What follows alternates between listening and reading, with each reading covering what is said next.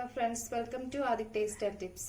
ഞാനിന്നിവിടെ റെഡിയാക്കി വെച്ചേക്കുന്നത് തേങ്ങാപ്പാലൊക്കെ ചേർത്ത് ലിവർ കറിയാണ്. ഇതെങ്ങനെയാണ് റെഡിയാക്കുന്നതെന്ന് നമുക്ക് നോക്കാം.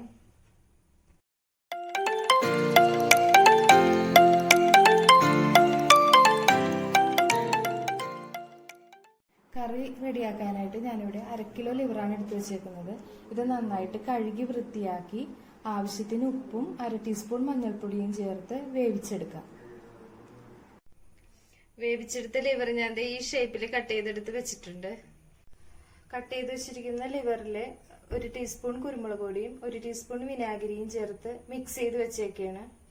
ഇത് നമുക്കൊരു അരമണിക്കൂർ മാറ്റി വെക്കാം. കുരുമുളകിന്റെ എരിവും വിനാഗിരിയുടെ പുളിയും ഇതിലേക്ക് ശരിക്കും പിടിക്കാൻ വേണ്ടിയിട്ടാണ് ഇങ്ങനെ ചെയ്യുന്നത്. ഇനി ഇതിനു വേണ്ട മസാലക്കൂട്ടുകൾ എന്തൊക്കെയെന്ന് നോക്കാം. മല്ലിപ്പൊടി 3 ടീസ്പൂൺ, 1 ടീസ്പൂൺ മസാലപ്പൊടി, 1 ടീസ്പൂൺ കുരുമുളക് പൊടി, 1/2 ടീസ്പൂൺ മഞ്ഞൾപ്പൊടി, 1/2 ടീസ്പൂൺ മുളക് പൊടി. ഇത്രയുമാണ് ഇതിനു വേണ്ട സാധനങ്ങൾ. ഇനി നമുക്ക് വഴറ്റാൻ ആവശ്യമായ സാധനങ്ങൾ എന്തൊക്കെയാണെന്ന് നോക്കാം.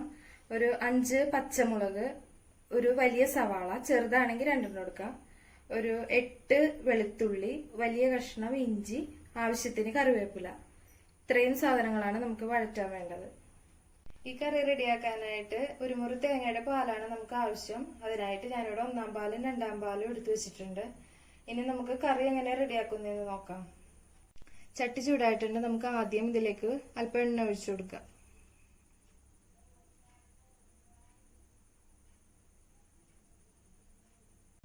ആദ്യം നമുക്ക് ഇതിലേക്ക് സവാള ചേർത്ത് കൊടുക്കാം.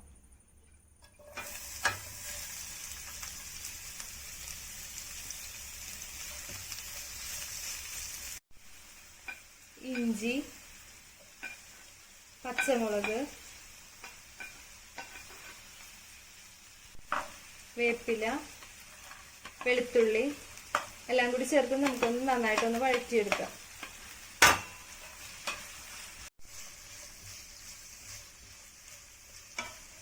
സവാളയൊക്കെ നന്നായിട്ട് വഴറ്റിയെടുത്തിട്ടുണ്ട്. നമുക്കിതിലേക്ക് മസാലക്കൂട്ടുകൾ ചേർത്ത് കൊടുക്കാം.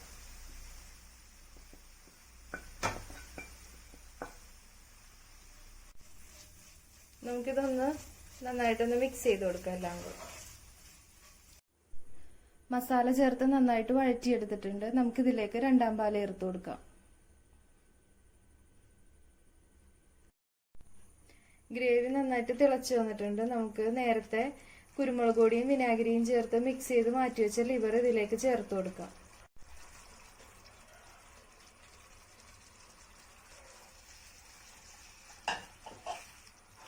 ഇതെല്ലാം കൂടി നന്നായിട്ടൊന്ന് മിക്സ് ചെയ്ത് കൊടുക്കാം.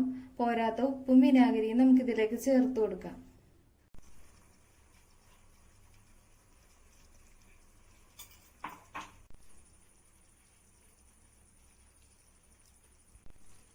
കറി ഏതാണ്ട് റെഡി ആയിട്ടുണ്ട്. നമുക്കിതിലേക്ക് 1-ാം പാൽ ഒഴിച്ചു കൊടുക്കാം.